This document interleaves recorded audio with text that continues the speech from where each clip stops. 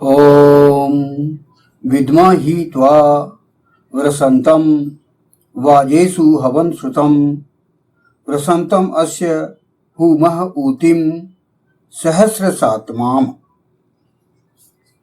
हम जानते ही हैं तुम्हें सर्वोत्तम वृष को, धर्म युद्धों में आह्वानों को सुनने वाले को। सर्वोत्तम वृष ही सहस्रों सुख देने वाली रक्षा का हम आह्वान करते हैं। ये जो मंत्र लिया गया,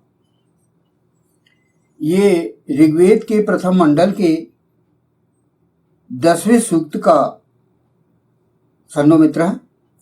ये जो मंत्र लिया गया ऋग्वेद के प्रथम मंडल के 10वें सूक्त का यह 10वां ही मंत्र है। और ये जो पूरा ऋग्वेद है वह भगवान अग्नि पर प्रकाशित हुआ था। और ये जो 10वां सूक्त है, इस सूक्त में कुल 12 मंत्र हैं, जिसका हम 10वें मंत्र की यहाँ पर व्याख्या करते हैं। और इन जो सूक्त है इसके ऋषि हैं भगवान मधुच्छंदा वैश्वामित्र। और इस संपूर्ण सूक्त का जो देवता है या दिव्य विषय वो है इंद्रियों को वश में करने वाला अथवा इंद्र। इसका छंद है अनुष्टुप और स्वर है गांधार।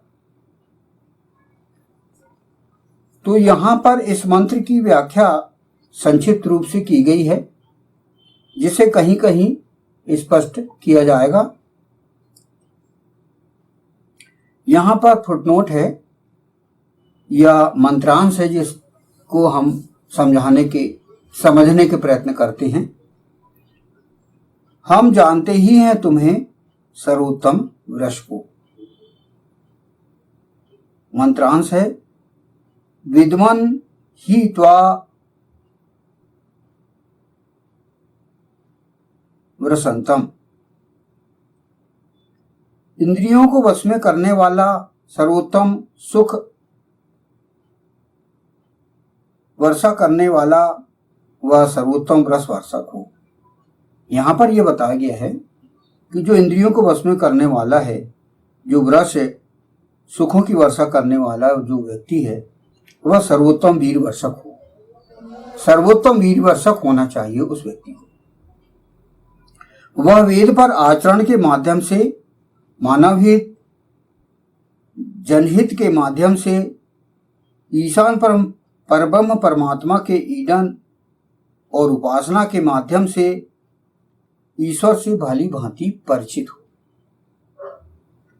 यथोचित ईश्वर प्रणिधान के बिना समस्त मानवों और जनों पर सुख की वर्षा करना संभव नहीं हो सकता, तथा यथोचित ईश्वर प्रणिधान के बिना अनेकों समस्याग्रस्त, दुखी, निस्सहाय औरतों पर वीर वर्षा भी नहीं की जा सकती एवं उनका जीवन सुखमय नहीं किया जा सकता।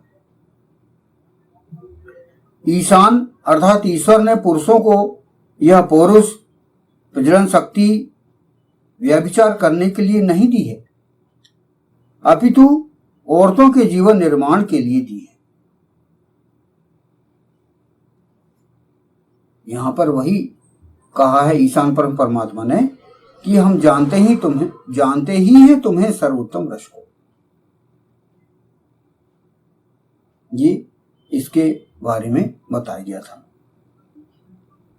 इंद्रियों को वश में करने वाले को ईशान सर्वोत्तम वृष या सुखों की वर्षा करने वाला मानता है। सुखतम या सर्वोत्तम वीर वर्षक, ऐसा होना चाहिए ईशान आज्ञाकारी। फिर फुटनोट अगला है धर्म युद्धों में आह्वानों को सुनने वाले को। वाजेषु हवन श्रुतम। इसकी यहां पर व्याख्या की गई है जो धर्म युद्धों में ईशान परम परमात्मा का आह्वान न सुने, वह उसका आज्ञाकारी कैसे हो सकता है? धर्मयुद्ध चाहे अन्न उत्पादन के लिए हो अथवा मानव रक्षा, जनों की रक्षा के लिए हो, उसमें अपना कर्तव्य पालन इंद्रियों को वश में करने वाले के लिए सर्वोत्तम प्राथमिकता वाला कार्य है। इस हेतु सृष्टि की व्यवस्था और उसमें व्यक्ति का योगदान किस प्रकार होना चाहिए, यह सब विषय वेद में अच्छी तरह स्पष्ट कर दिया गया है। उसी समझकर परिस्थिति अनुसार कार्य करना आवश्यक है। ये यहां पर इस फुटनोट की व्याख्या यहां पर बताई गई। अगला फुटनोट है, सर्वोत्तम व्रत की सहस्रों सुख देने वाली रक्षा का हम आह्वान करते हैं। प्रसन्नतम सहस्र सातमम ऊति भी है, हु मही। इसका अनुवाद है, सर्वोत्तम रस की सहस्रों सुख देने वाली रक्षा का हम आह्वान करते हैं। सर्वोत्तम रस पुरुष सहस्रों को सुख प्रदान करने वाले रक्षा कार्य कर सकने में सक्षम होता है।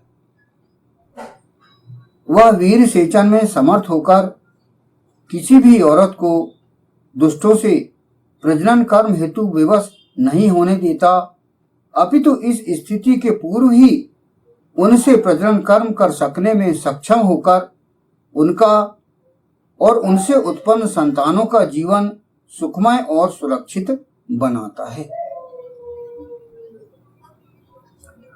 दुष्टों की वंश वृद्धि इस प्रकार रुक जाने से उनके द्वारा पीड़ित होने वाले सहस्रों लोगों को सुख शांति प्राप्त होती है। इस कारण दुष्ट लोग भी अपनी वंश वृद्धि की चाह में दुष्कर्म छोड़कर सत्कर्मों की ओर प्रेरित होते हैं तथा सत्कर्मी बनकर वे भी औरत गमन कर सकने में सक्षम होते हैं। सहस्रों सुख प्रदान करने वाली रक्षा उपलब्ध करवाने में इस प्रकार सर्वोत्तम रस पुरुष सफल होता है। वेद औरत गमन का अधिकार इंद्रियों को वश में करने वाले सुकृत पुरुष को ही प्रदान करता है। वर्तमान विश्व में औरत वर्ग पर अत्याचार, बलात्कार, अन्याय, यौन शोषण एवं इससे जुड़े हुए अपराध एवं इस प्रकार सामाजिक व्यवस्था का चौपट होना केवल उपरोक्त वेद के नियम के व्यवहारिक रूप से पालन न किए जाने के कारण ही पाया जाता है।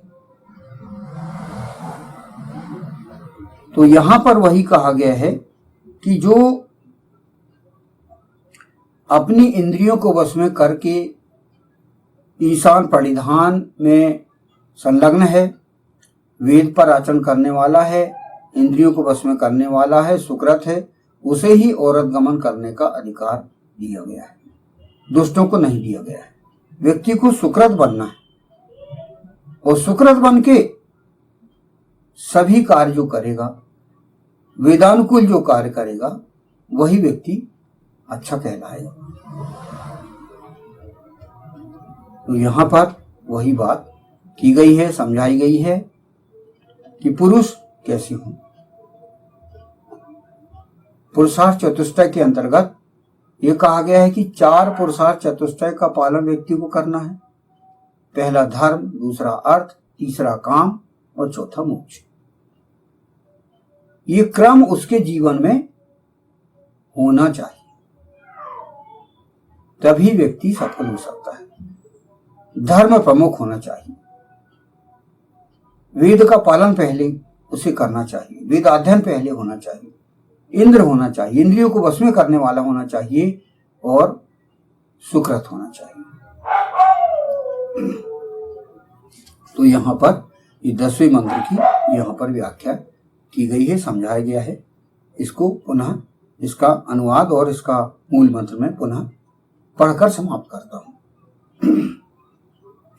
हम जानते ही हैं तुम्हें सर्वोत्तम रस को, धर्म युद्धों में आह्वानों को सुनने वाले को, सर्वोत्तम रस की सहस्रों सुख देने वाली रक्षा का हम आह्वान करते हैं।